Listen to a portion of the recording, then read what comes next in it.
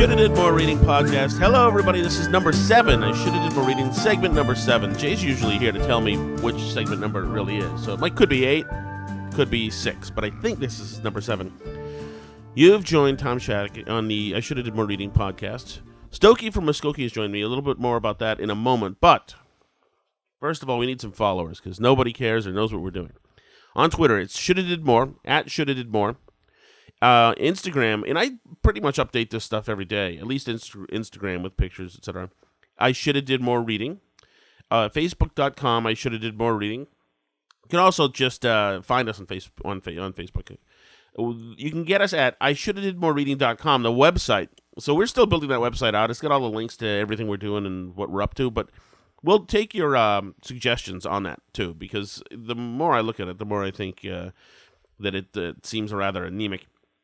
Email, I Shoulda Did More Reading at gmail.com. I Shoulda Did More Reading at gmail.com. If you can actually get those 27 characters right and get an email through to us, we will respond to you.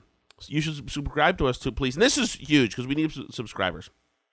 I don't know what good it does for you, but I promise to make it up to you one way or another for your time. It's subscribe to us on iTunes.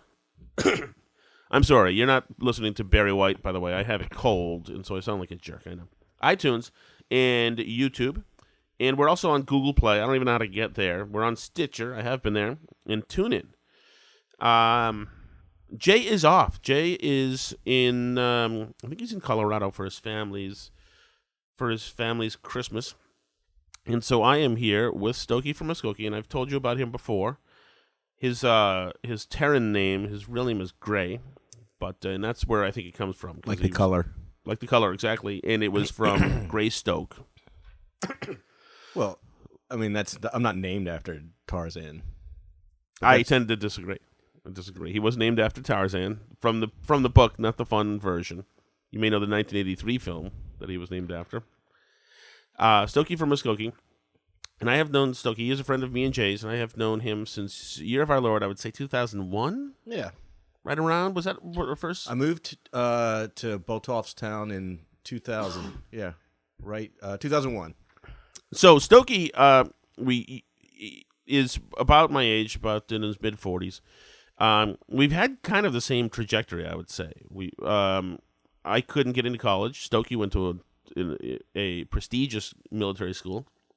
And I think we effed around, I think it's fair to say, in our 20s. It had a lot of fun. And I think youth suited us. And go ahead. No, I agree. I went to, I don't know how prestigious, but down south, the Virginia Military Institute is, am I allowed to say the word? Yeah.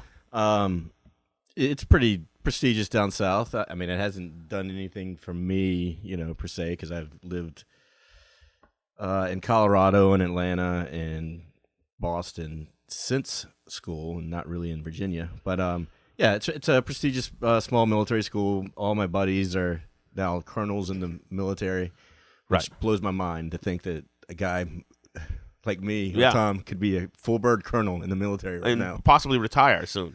Well, a couple of the guys in my wedding have retired. Have they really? Yeah.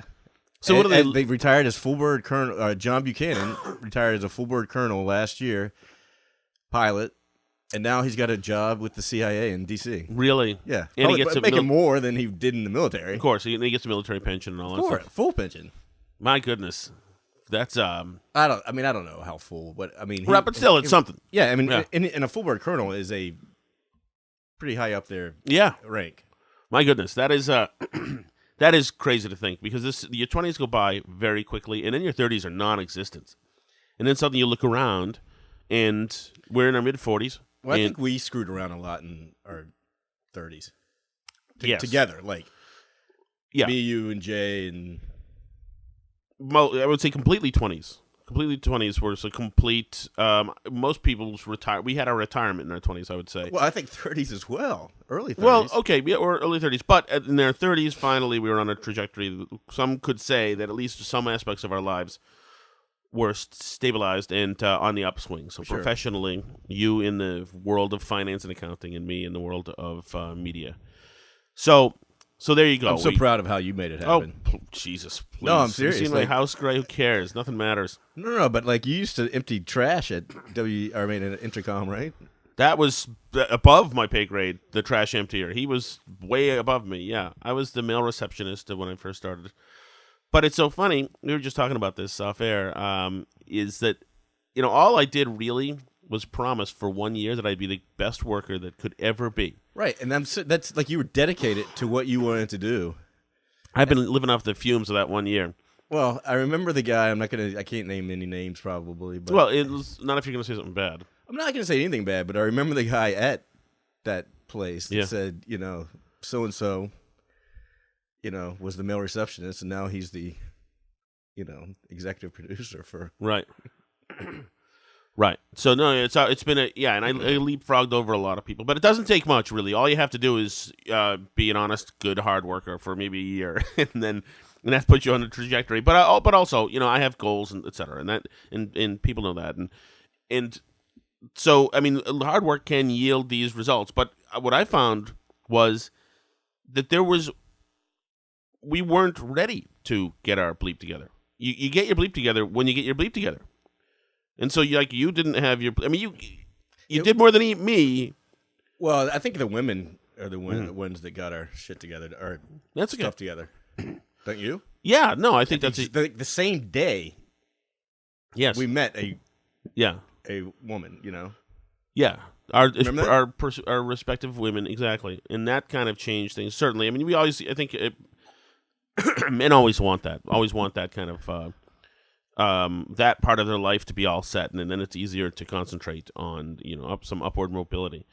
But certainly, and then these women, and then you in your 30s, you were a fat, and now you're not really a fat. You're not a fat. You got into shape. Well, I'm not really a fat at all. I just happened to gain 25 pounds in the past 7 months, right, during a kitchen renovation. Well, why would the kitchen? So you got into you just got your bleep together more in your 30s. And the motivator for that for you was what? Good question. I mean, because I was already married. Right. But I was still a fat. I was always in shape when I was in military school and all that. I'm just tired of being fat. Yeah.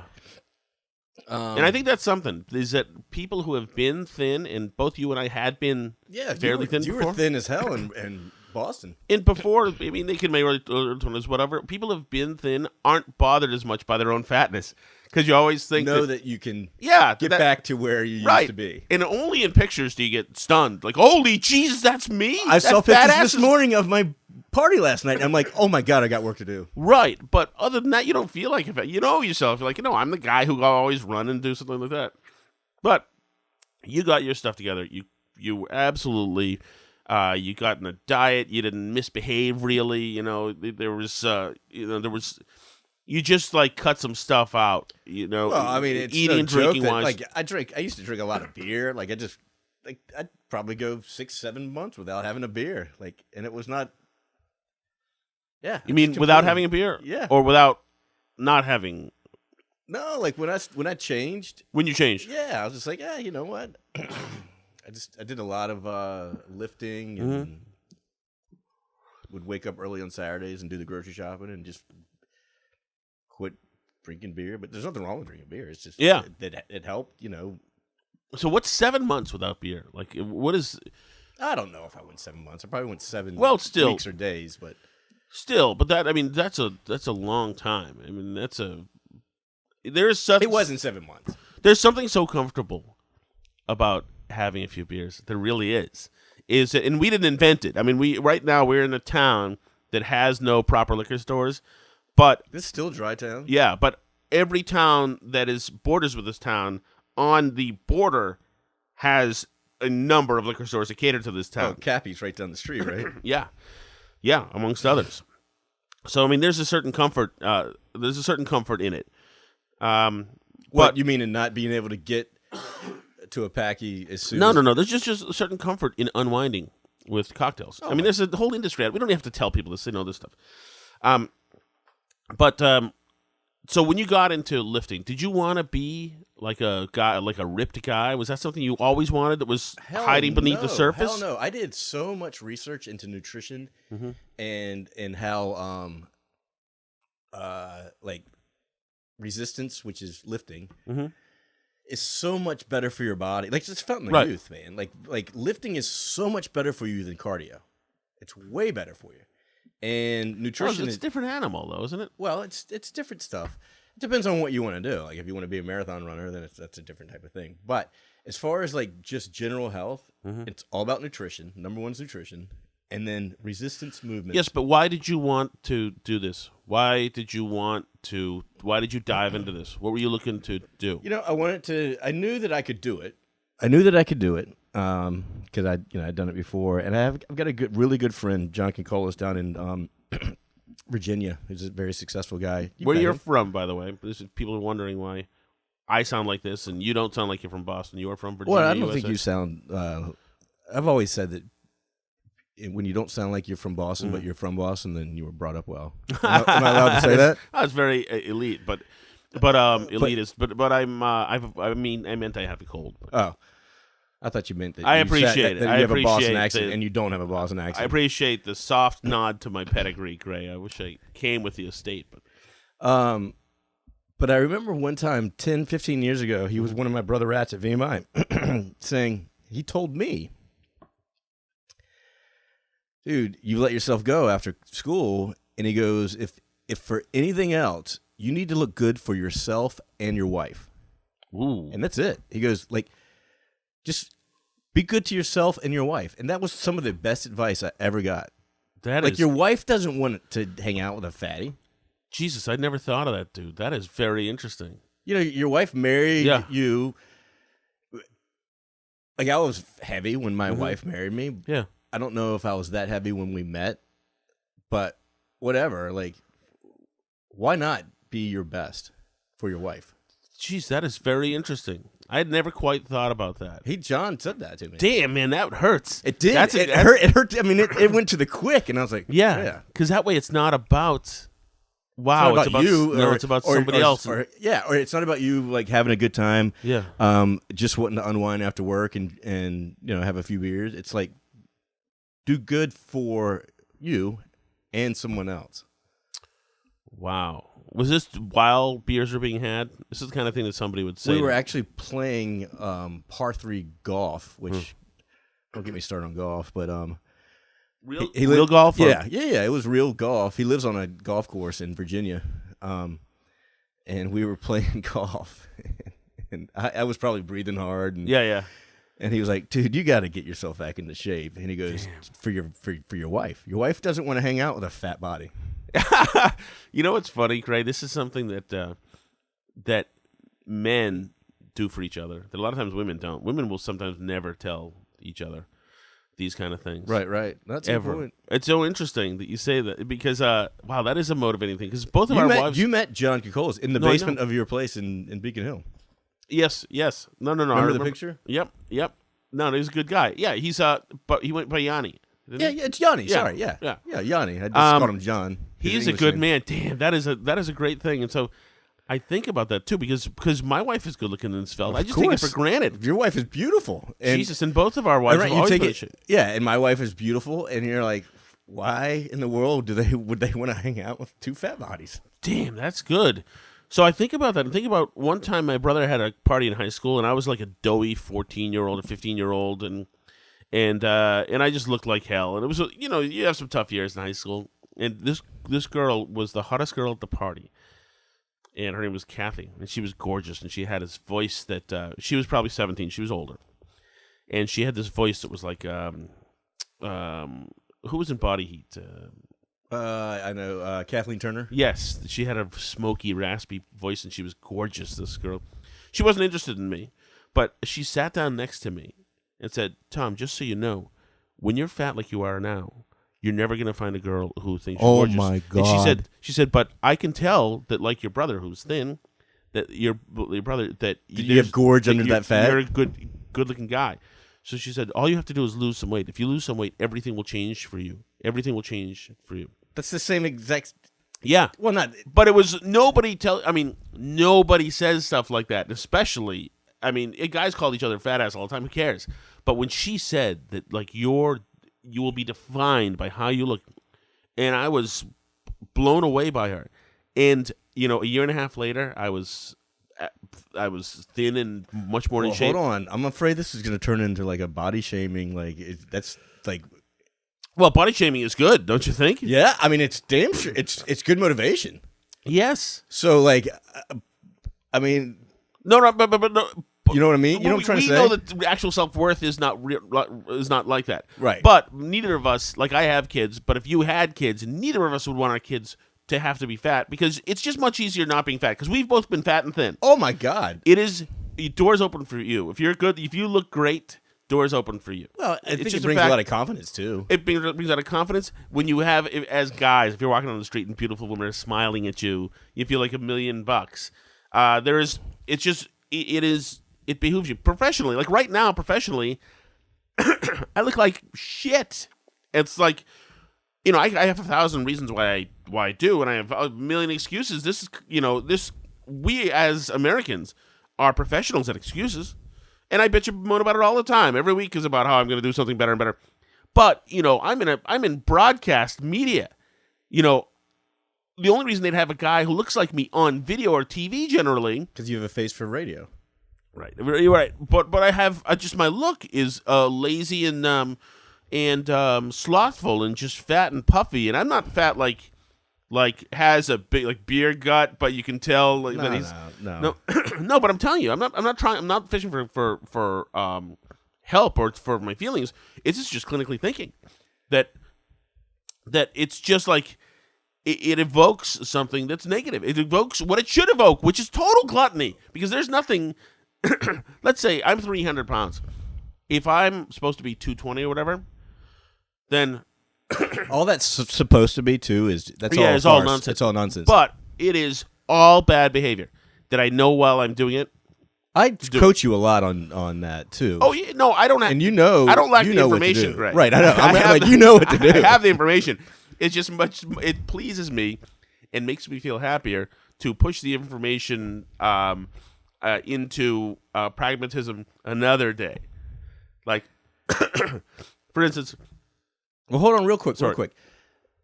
So you were talking about... just now you were talking about how, I guess you're more, in general, more confident with less poundage. Is that what we were kind of like talking about or a little bit?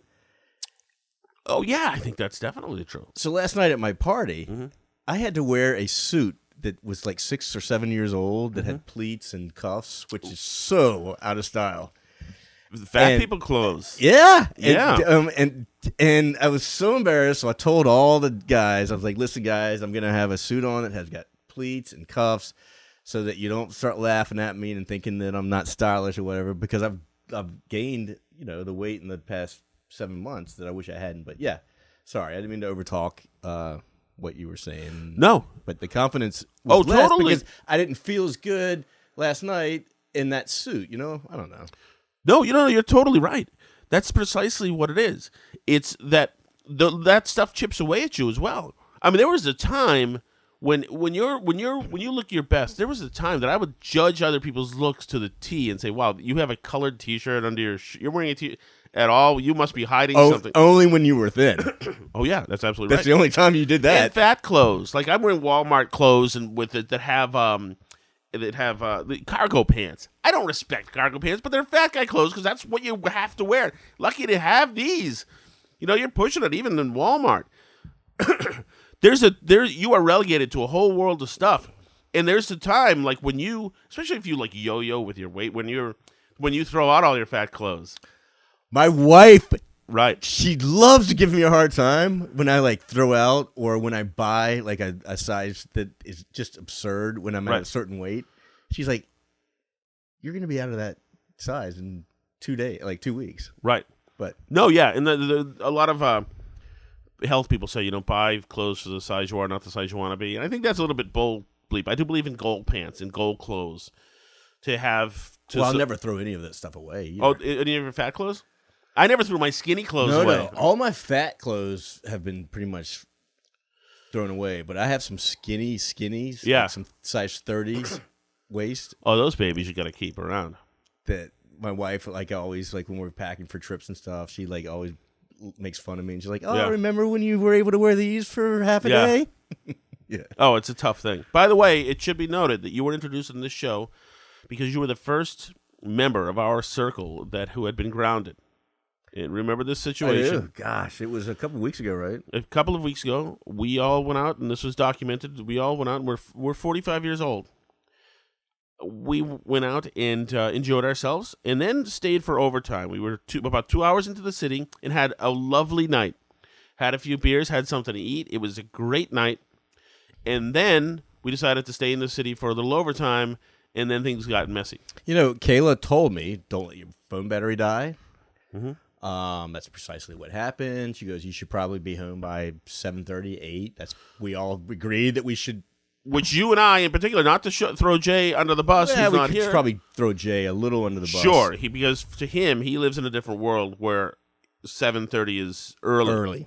To us, that is you get a little nervous. Yes, you get a little agitated. You're like, oh, Yep. should be home. So anyway, like we were saying, So we somehow didn't quite Mm-hmm. do what we decided to do. And not only that, Kayla just found out by listening to the podcast that I ended up walking home. Right, from my house because What an idiot. Well, in the forensics, 'Cause my phone went out. I have a video surveillance. So I love that video.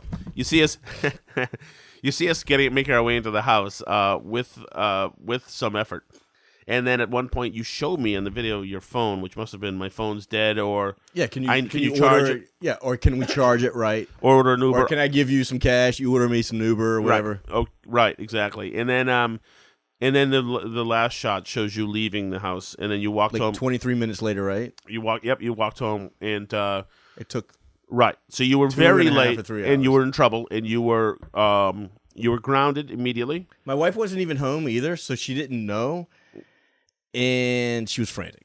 Right. She was frantic. So that is a felony in your It house. is absolute felony. And do you think it should be?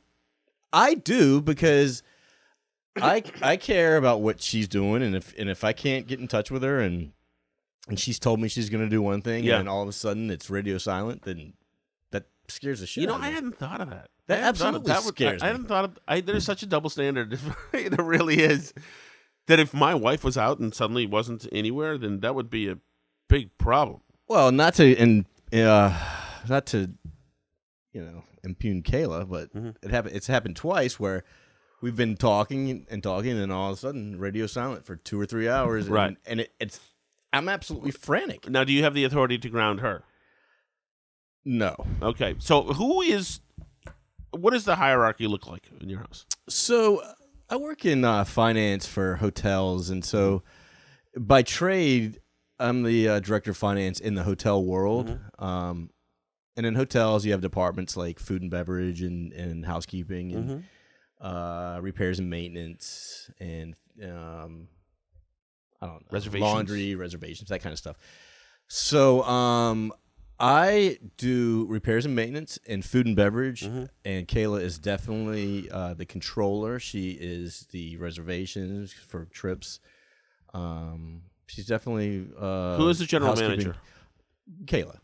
So at the end of the day, she can call the shots. Oh yeah. I mean, it's not like I've got no qualms admitting that.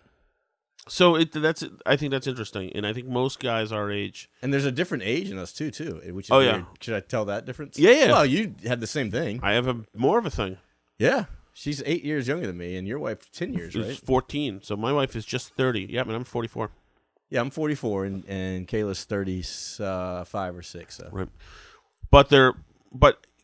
So like with you, I have a lot of management power in my house. Of course, I But- do too, but I respect her power. Go ahead. Well, yeah, you have to, and plus I have to because my wife is a linchpin to kids and everything like that. So she has the power to toss me from the house. What? But why would that happen? It did happen, I think, this last year. But Really? no, You didn't tell me about no, it that. was just for a night. It was a Snoring, maybe? Or no, God, no. Jesus, she's not fucking Hitler. I'm allowed to snore. Obviously, she went into this knowing I was a snorer. Oh, okay. No, I was. I don't know. We weren't clicking, and I was in a bad mood, or maybe she didn't want to be around you. Yes, and she She thought told I you was to a beat force it. for negativity, and at one point I was trying to discipline one of the kids. I wasn't physical at all. I was just saying, whatever, and it was like the wrong tone, and I wasn't seeing it, and she had some. I've never seen you disciplined. But go ahead. She had, I do. She had something going with the kids and the energy, and she said, "Just need you to leave, go hang out with your brother." Good for Alice. Yes, so I was ejected. She has the power to eject me, and she said it in a tone which That is you not. knew, that you knew, not even to argue, just Oh yeah, just leave. Yeah, this was something very, very adult about that, and and so yeah, this was not a sparring or anything. This was serious stuff. So I said, okay, Right. And it was, but by a couple hours later, she was texting, and we were pals again, and that's how it generally works. Well, that's the same thing with Kayla and I. Like, if there's ever a fight or a griff or whatever, it's always back together. Can we get back together pretty soon? Yeah. So I think at the end of the day, though, I am. You're probably more of a probably general manager of the house than I am. She's the director of operations generally, but I am probably. I get to make all the decisions, pretty much. I mean, but a lot of it might just be now thinking about saying it out loud. Might just be her, and I think women have this naturally in them, Allowing you, making me feel like that I'm making the decisions. right? So I'll say, if we're on a trip or something, like, no, we're not going to Burger King because they haven't had a good food stuff in 35 years. We're going to Arby's because, of course, they're fantastic. Like, she'll say, okay. She will never. I get to have all those decisions. The more I think about it, the more I think I'm being played. Alice is a very smart woman, and she just knows not to. Like, why would she even fight for the small stuff? Fight that? Yeah, but anyway, so that's how we split it up a little bit. So tell me something. Do you use technology to make your life better? I don't think so. I mean, at work maybe. Well, you have a smartphone, right? Yeah. How much do you depend on it? Very much so. I guess I use it to track some packages that I've purchased during this holiday Christmas season. Actually, I was thinking that today, right before I came over here. I used my phone to look up a FedEx tracking number, and I was thinking 15 years ago, how in the world did you do that? Like, when I lived in Chicago, I didn't even have a cell phone. Like, how do you decide to meet up with people? So yeah, I mean, I rely on it, but so does everybody, right? What kind of question is that? So it is. How much do you rely on it? I mean, do you check Twitter for the news? You're gonna make fun of me, but I don't know a thing about Twitter. Jay doesn't either. I don't know a thing about it. Mm-hmm. I don't know what it is. I don't know what Instagram is. Mm-hmm. I know what Facebook is. I know what Excel is. I know what Excel, Lotus that's 123 is. Jesus. That's about it. So, my wife is the director of IT too.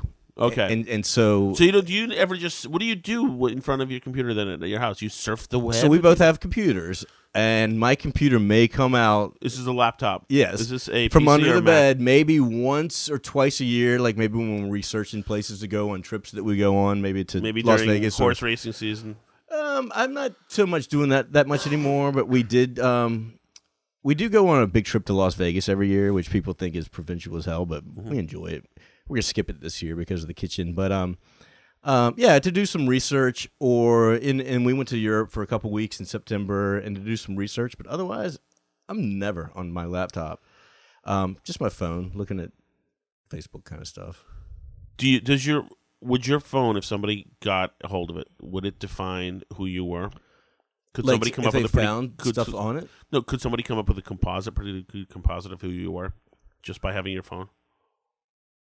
So, for instance, No, gosh, no. There's nothing on it except for the just typical stuff. Go ahead. No. So, for instance, like you could through email, you could glean somebody's personality. You could through image searches know who you find attractive. You could. Oh, you mean stuff that I haven't deleted, or no, even anything, stuff that I've deleted anything that you've done on your computer. That. Anything, yes, or you Oh, could tell. yes. Oh, you're yes. not one of these people, but if you ever knew what erotica was, Wait, hold on. I know what erotica is. So what I'm saying is online, like on your phone, if everything that you did with your phone was put into an algorithm, just to say this guy likes brunette, short my women. Lord, yes. He loves skiing and Miller Lite and Not Miller Lite. And believes that Oswald acted alone and all these other things. Anything that you've done through your phone. Absolutely. So do you realize that obviously companies, et cetera, gather all this information? Sure. And that if ever it got into one company could have a composite of everything you are. Correct. Do you think does that bother you at all? Doesn't bother me at all because there's, 8 billions on the earth? Mm-hmm. And I'm just a little teeny Is guy. there 8 billion already? It's not 6. Could 7? be 8. I don't know. I think about that, Tom. That's a very good question. I do think about that, and I've got a very, very, very, very, very smart colleague from college who does all kinds of this types of stuff, like cybersecurity. Yeah. In the Air Force, he's a lieutenant general. And of course they could if they looked at my phone, they would I'd delete stuff. Mm-hmm. We can use me for instance, but of course they could probably scrub it and find every single thing that I've ever looked at, right? Yeah, probably. Or you or anybody. Of course they could come up with a profile, and so yes, I think your answer to your question is I think they are able to profile everybody who is connected. And you're asking me, is that a problem, or would they be able to figure out who I am? So there are some people, like the Deeds, for instance, who is very aware of that kind of stuff and always he's behind some kind of my brother wall. too. Yeah, it's called the Onion or something. So, but you're not so concerned as to do anything. Not really. I Yeah. mean, I'm not doing anything illegal. I don't think so. Yeah.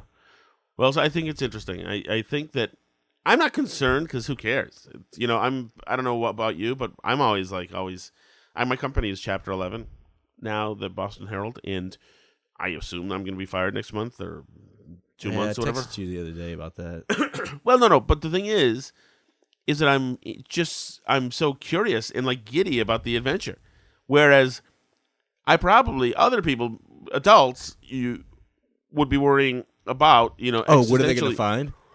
Existentially, what that means, what happens if I get fired? How do we pay the next bills, etc. But I'm more intrigued about what's going to happen in the building.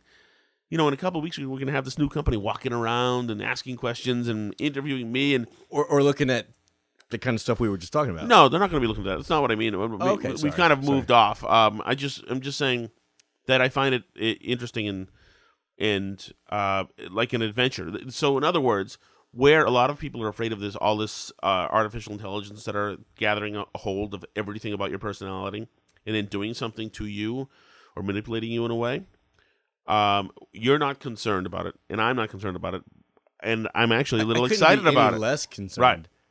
Can you imagine? Wouldn't that be great if it's set up like a cyber female robot to try to be the perfect lunch date for you, not to sleep with and not to do anything with this?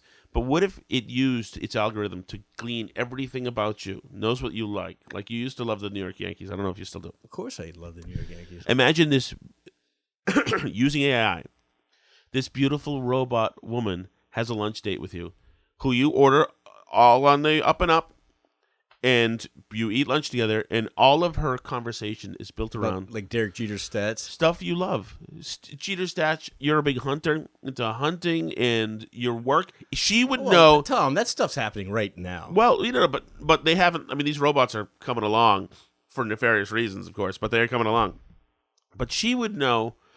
You could have, because you would have input or talk to your wife probably on the phone about everything, like intimate worries about your job or finance or anything you have. And text messages too and all that kind of stuff. She could talk to everything with you, talk about everything. She already knows. She knows it all. Yes, she knows it all. Are you talking about Stepford Wives? No, this would be. Do we have to kill our wives after this tonight? I didn't want to come out and say it, but yes. No. What I'm saying is, isn't that interesting? It's because when you like something on Facebook or on Twitter, if you give something a thumbs up or whatever it is, whatever you like. Yeah, that's restored. That's stored somewhere. That's stored somewhere. And also, when somebody likes something of you, when something like it's a Pavlovian thing, when you online see that you have these Facebook messages that somebody likes something you do, or they're following something you're doing, or whatever, that's all positive feedback, and it feels good, and it releases chemicals in us to make us feel good and happy. Of course, and you keep doing similar stuff. So, and what if this company, this robot, was doing that and always getting back to you and saying things that you want to hear, that it knows you want to hear? Like, Gray, you've lost a little weight. You look great. Things like that you could have. So, and by the way, people should know that you and I have several things in common, including, I think, probably a disdain for sci-fi, right? Oh, my God. But your brother and my brother love it. Exactly. They're both huge nerd alerts. Totally. So they're into Jimmy and John are both just... Sorry, Jimmy and John, but... It's all right. I mean, yeah. Yeah. I haven't seen one of those Star Wars films since 1982. Since, Jedi. Yeah. Well, the franchise kind of died out, so... I think it's kind of...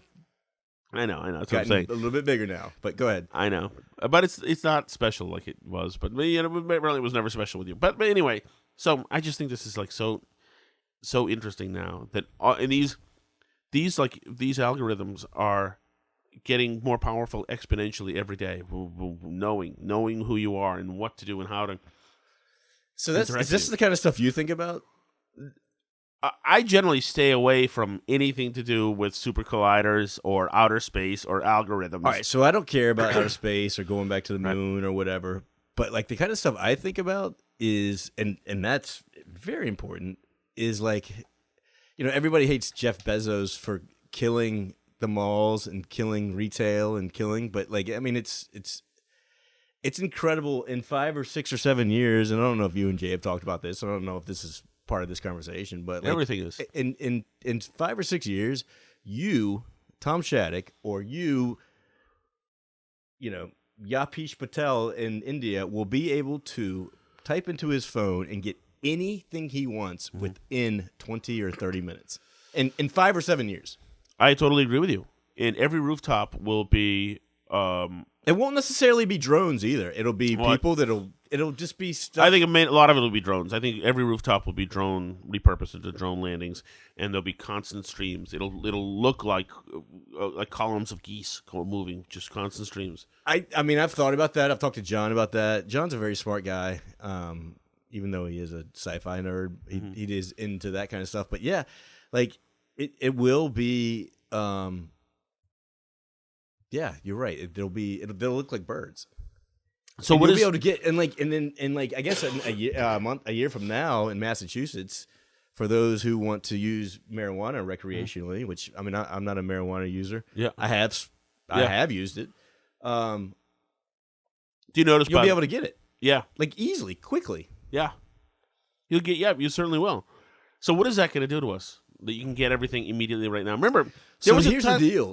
Like sorry, not to speak over you, no. But like some people say that Bezos killed, the malls and whatever, and then somebody like me, like kind of naively or quickly would say, well, that's capitalism.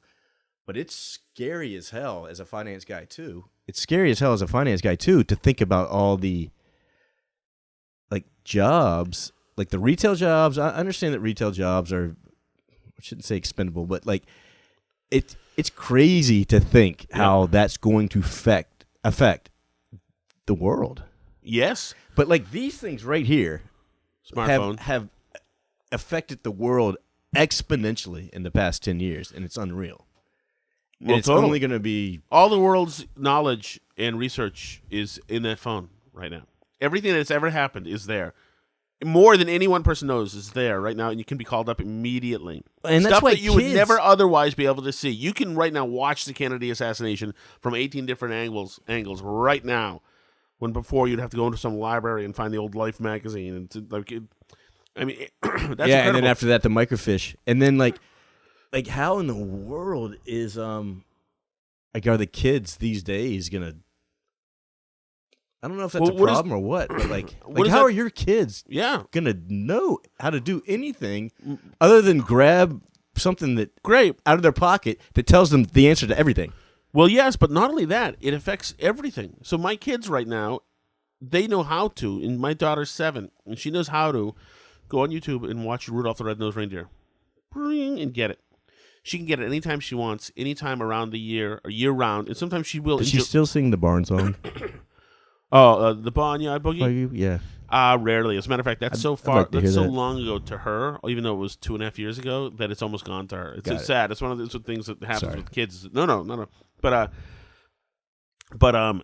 just think about that, is that they'll be able to have, like when we were kids, in 1979, you'd see the special CBS special spin around, and then Rudolph would start. That once a year, and you'd find on TV Guide. Your heart would be beating out of your chest. Oh my God, it was incredible. And you'd have TV Guide, find it, and so Rudolph the Red-Nosed effing Reindeer is on. Oh my God, tonight at 8:00, and then Rudolph was gone. After that hour, Rudolph was gone for 364 more days. Exactly, and there was nothing that you could do. That was gone. So you better be watching and recording in your mind about Hermie and Yukon Cornelius then, because it's effing gone. Did you see that gun in his belt? Yeah, they got rid of it, right? Yeah. Fuck. I know. I think he still has the axe, though. But think about that. So what does that do to you? As a kid, then you have this certain amount of patience where it is just a fact of life that I'm going to have to deal with. I cannot have that now. They don't have that. Right. Now they can have everything. Or they know the only reason they can't have something is because mommy and daddy's not letting me. Back then it was because, as far as you knew, God only gave you once a year. Right. So now mommy and daddy are the gatekeepers to all this stuff. Right. That you otherwise could have. Just like when we talked about Star Wars. Star Wars came out, that in the first one? 77, yeah. Mm-hmm. And then I think it came out again in theaters like in 80 or whatever. It did, yeah. But then it went the F away. Star Wars franchise went away from us. It was gone. And so you would have to just remember your favorite scenes in Star Wars because they were nowhere to be found. Maybe in like 87 they showed the first one, maybe again on TV. But imagine that, years and years. It's gone. No on demand. You just had to know and remember. And that's an incredible point. Now kids have about a film that you loved or liked. Yeah. Not necessarily Star Wars either. Yeah, or it could have been SNL skits that were awesome. Massive Head Wound Harry was on 1991. It was 4 minutes with Dana Carvey being or Fernando's Hideaway with Billy Crystal. Right. Do you remember that? But if you didn't see it, then you just have to get it third hand from a friend who would tell you about it. And then their version of what they told you about it was the truth. There was no doing. But now kids have everything. And the same thing goes for with courting and relationships. And there's a movement about this on that a lot of conservatives are pushing back against and stuff. With courting and relationships, you don't have to do any of that stuff. One, you can see all the most beautiful naked women now immediately. They're all available to you immediately. You don't have to get your uncle's old Playboys from the back of his truck. Those days are gone. They were in my uncle's closet, not his truck, but I know what you mean. Correct. All those are just gone. No, so my uncle didn't have Playboy. So, but now kids can call up everything, and so the feeling is that. It used to be that in order to actually see, or now you can see all these women in intimate situations, obviously, in all these channels, whatever, and they look better than anything, and they're whatever. So, are you talking about online porn? Yeah. But between that and Tinder, which is an app where you can. Is Tinder the one where you just immediately Yeah, I want to hook up. I'll be there in 10 minutes. Yeah. Okay. Right. So, all the steps that you had to develop as humans to ever be rewarded, the going out of your house, the saying hi and smiling and not being shy, and then getting up the courage to start a conversation, and maybe and this whole time getting shot down, and maybe it works, maybe you go out for coffee, maybe that works and you can go out for drinks, and maybe that works, you go out for drinks again, and maybe you only get that far and you have to start all over again, and then maybe you go out for drinks and you can kiss, and then in the whole time you're working on what to say to present yourself in the best light, a lot of times highly fabricated, whatever it takes, it's just as guys anyway, and all of these steps it takes, and learning how to talk to women and treat them with respect and make them feel good about themselves, make them feel beautiful, and just treat them well, and learning to be charming is trial and error for most people. This is my best self that comes natural to me that I can do, that she seems to be enjoying. And you can look at that smile that, wow, that's a really wonderful, intimate thing that you're getting from somebody. But now that's It's gone. You don't have none of that is necessary anymore. Although all those are unnecessary steps. So in one way, I'm of course envious as hell. That's yeah. I was gonna say we should be pissed that wasn't around for us. Second of all, I have seen you do that, be charming and stuff, and win. Well, a second great. date or whatever. But third, that's gonna change the whole like human. Yeah, so like psyche, brain, like it's right. gonna completely change civilization. Right, not just courting, but with anything. Like for instance, you're a hunter. For hunting, already hunters use GPS, and the scopes are better than ever, and you can use all sorts of stuff. I'm sure you can tag the animal. You could just wait for it to walk into your grid if you want to. No. I mean, I know what you mean, but yeah. Or actually, maybe hunting, and you can tell me, maybe hunting is there because it's not that. Because it's... Well, I mean, I haven't shot a deer in a few years because it's hard. Hunting is hard. Right, because the deer aren't stupid, right? Animals are brilliant, especially deer. They're varmints, and they deserve to be killed every year because it controls the population and it helps, curb the herd. So what is it about shooting them that you like? Because to me, I'm not a hunter. So to me, they look very pretty, and I don't know why I would want to like wipe this thing off the earth. I have no problem with it. The hardness, the skill that it takes to do it. Because it's difficult. I'm not. Yeah, it's difficult. I'm not good at it. Kayla's father is what makes somebody good at it versus not? Don't you have to sit in a tree stand and wait for the thing to come around and then blast it? All right, let me break it up a little bit here because we were just I just had to turn the tape over, as it were. Remember that in working in a hotel when you'd have to go on reservations and to turn the tape over? So I was always in finance, and but I did have to like worry about the night audit, the tape, and we had this huge backup tape. You had to hold it with two hands. It was a big bastard. Yeah, and then some of our like POS, which is the point of sale systems, they were actually like little audio tapes that would record. Like it's incredible how technology has changed, but working in a hotel operation is not advisable for anyone. Oh, and how do you mean? That's why I met you. Yeah, that's how we met. Why isn't it advisable to you? You know how I think in hotels. So this goes. This is the I should have did more reading podcast, and this goes right into the idea about decision makings and being better about yourself. So once again, both of us spent at least 10 years in hotels. Right. Well, that's where we met. And you were a concierge, and like they always say, I know they always told you in front of the guest that the guest is always right. Mm-hmm. And you very well know, and I very well know, that the guest is never, ever, ever right. Rarely, except a lot of times if you work in a hotel, or at least a lot of times you're selling a bill of goods. So in other words, people have expectations. People are downgraded at the front. I mean, this is the operations level. The people get downgraded without knowing it all the time, and there is no like real good way to justify walking somebody. That means when you go to the hotel and you book the room in your but it's business. There, but yeah, business can be cold sometimes. So sometimes they're right. But generally, they're not. That's the only time the customer's right if they get pissed about that and have to and have to take a cab 60 miles north of New Hampshire to stay in a room. But am I allowed to use OPH? Yeah, sure. So the Omni Parker House is where we met, and that's where I met you and my wife. Yes, that's where we met almost all the people we're and close Danny with. Mac and everybody. Maestro. Yeah, Patriots were Pampa. All right. And so like a business that has doors that don't have locks on them that never close. That's no good. That's no way to live your life. Said.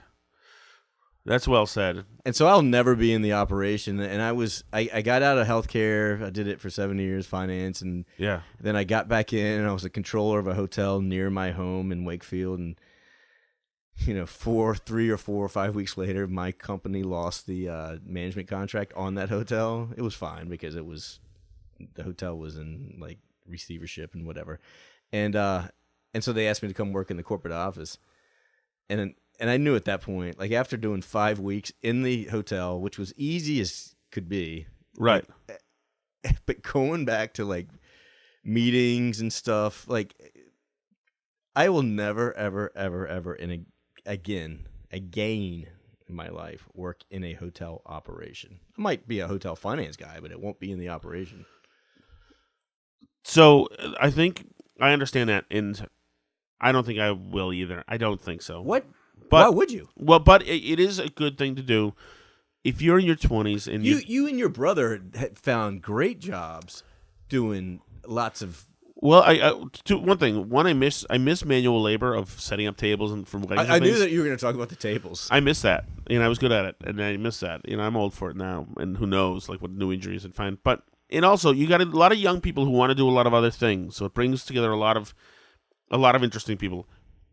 A lot of not interesting people who think they're interesting as well. A lot of jerks and a lot of people who blow through and are between jobs and have ethical challenges.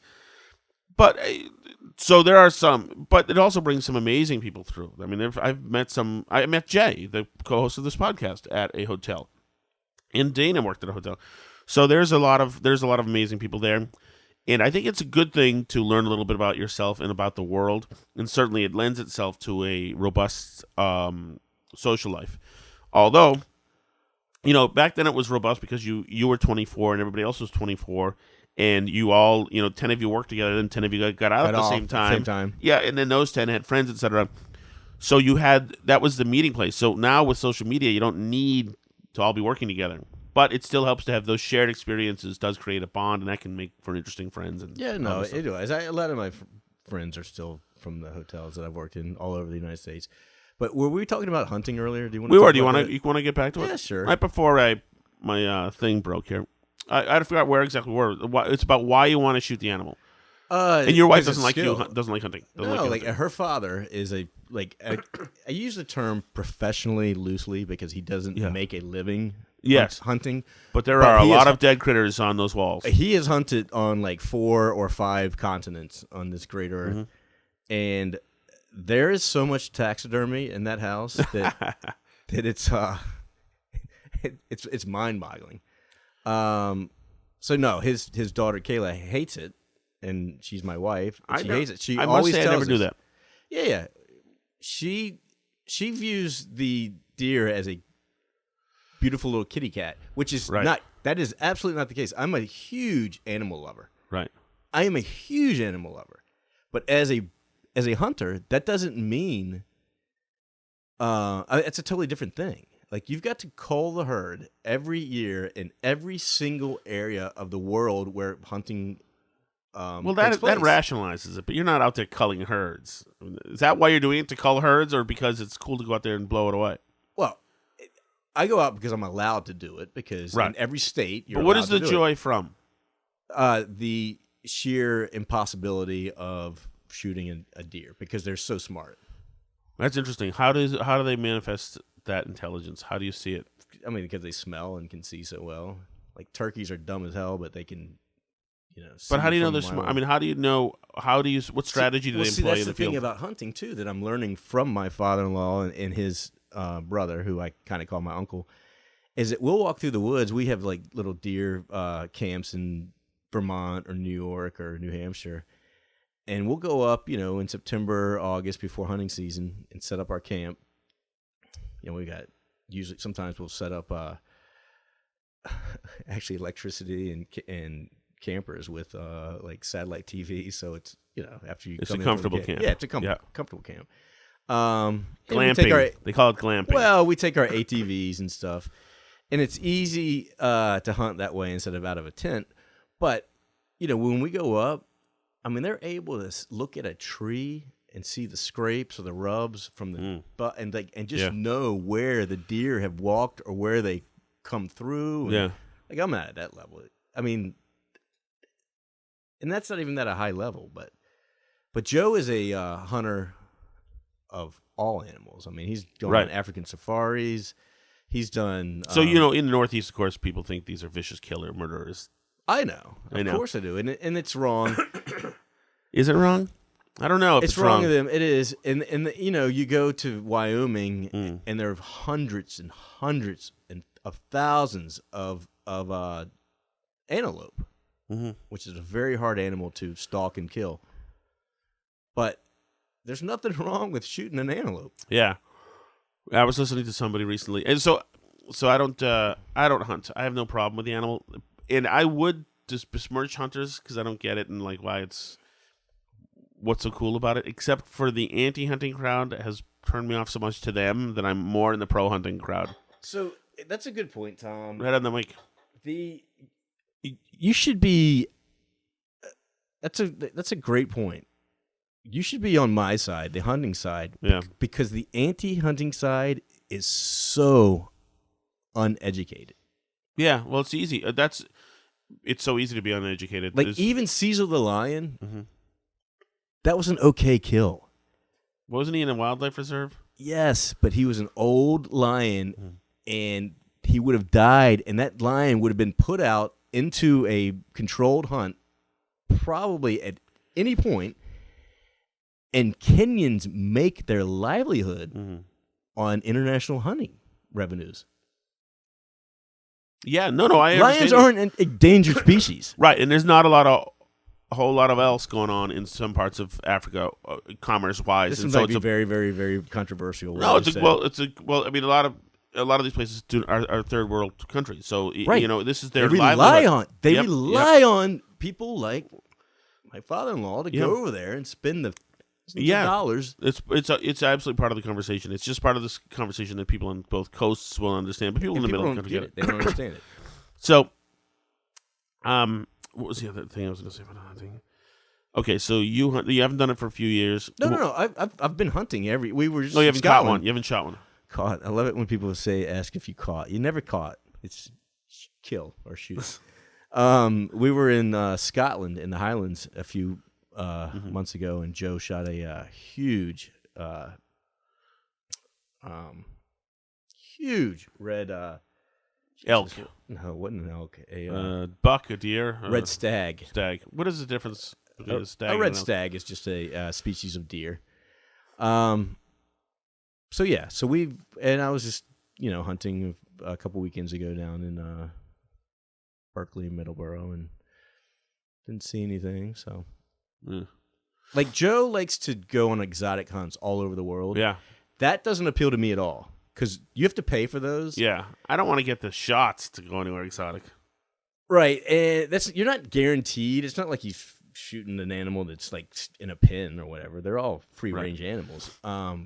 But my type of hunting is I like bird hunting, and I like to sit in a tree stand with a bow or a shotgun. Do you have beer in the tree stand? Do people usually do it? I mean, if you're from New York City, maybe, but no, real hunters don't. Hell no. So then I wouldn't understand what would be so fun about being in the stand. You wouldn't, you would enjoy it, but there's nothing wrong with having a few beers after. Do you get the exercise? No, unless you're stalking. Yeah, like our exercise and like the hunt I went on in Scotland was the most treacherous thing I've ever done. Another. How so? How's it treacherous? Just because the Scottish Highlands are like rocky, steep.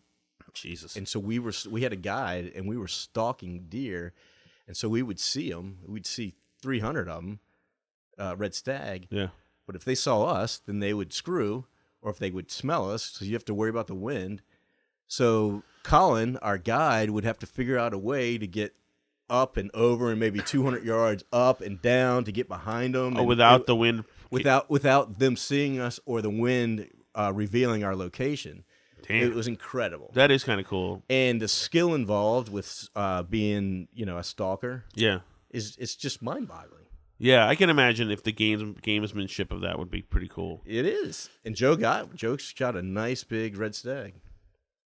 So another thing about in defensive hunting is the animals aren't all that good to each other day to day. What does that mean? In other words, it's not as if you didn't shoot one in the head, as if that he's going to silently have a heart attack and pass out. They generally are not nice to each other. They kill each other in vicious ways. Well, deer. A crocodile eating a deer is not a good day for a deer. He might prefer the gunshot. Well, the deer doesn't know what's coming to him, but I know what you're saying. Whatever. So, what is the thing that's bothering you right now about Gray Lane? right now. About Stokey from Muskokee, I mean. I just got a few things going on. Well, why aren't we better at everything? Because I'm lazy. Yeah. I need to get things more in. It's kind of weird that it's the New Year, because I've never ever in my entire life like made a New Year's resolution, but like yeah, maybe the New Year I'll get a kitchen that I can cook in and cook healthily food and go back to the gym and like, oh, how stupid of me to say that. Are you allowed like a resolution? Well, here's the thing: is that procrastination or a resolution? Because that now would give us 6 days to F off. That's gonna happen. Or more than that, irregardless, which right. I know isn't a word. Right now, today's a Thursday. Tomorrow's a Friday. Yeah, you know, you unfortunately, I have get to back to work tomorrow, but yeah. like, and then on Saturday, I'm off for like 6 days. Yeah. So I mean, it's just, I know with me, it's very easy to find excuses to just be a jerk. Sure, it is. I find them all the time. Kayla will absolutely. She'll go, oh, I imagine that's your excuse for today. On that note, how grounded are you still? Are you under house arrest after work? After work, yeah. Okay, so you were... I did some stupid things that night. I let my phone die after she specifically said, JVB, don't let it die. you know my next door neighbor, JVB, Junior, yes. He's also in trouble. So he was grounded for a while. He was grounded, lost him for 2 weeks. So it was just me and Jay for a bit. Why is Junior? JVB? He was in trouble because we went out for... This is on Instagram, actually. We went out for the assault on Mount Hood. Oh, that was last Saturday. Was it last Saturday? Yeah, it was. It wasn't 4 days ago. It was 11 days ago. Yeah. Oh, that's right. Because today's Thursday. Right. So beforehand we had a pre-race Bloody CBD, Mary. Yeah. I remember that. And so we were feeling pretty good for the race. And after the race, there's more stuff. There's more festivities. And then we had the festivities, and then he was supposed to then go to his wife's work party. And he did, but he was compromised greatly and fairly unintelligible, according to eyewitnesses, most of whom are him. And so he got grounded and in trouble for that. And so we've lost him for, I don't even know when we have him back, but soon, under special occasion. Right. But that was, so that was it. So. Well, that's a good, your neighbors are good people. I like your neighbors. Yeah, they are. Yeah, they are. Generally, everybody's good people, you know. But that's where we are. So we'll see how it goes. Stokey from Muskokee, thank you for joining us. It was my pleasure. I thought that you would ask me, I think, on Sunday or Saturday to come over, and I had no idea what I was going to talk about. Yeah.